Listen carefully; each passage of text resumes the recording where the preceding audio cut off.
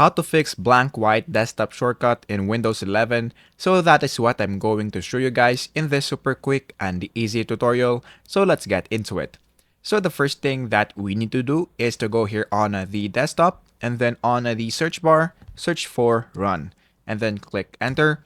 And then once you do that on this part, just type app data. So once you've typed app data, just click OK right there. And then in this part, the next thing that we need to do is to click this view and then click show. And then make sure that you have checked the hidden items. So once you have checked those, let's go on the local, which is right there. And then just scroll down until you see icon cache. And then the next thing that we need to do is to right click on it and then delete that file. And then once you do that, let's open Task Manager. So let's click Task Manager right there, open it, and then look for Windows Explorer, which is right there. Let's right click on it and then let's click Restart.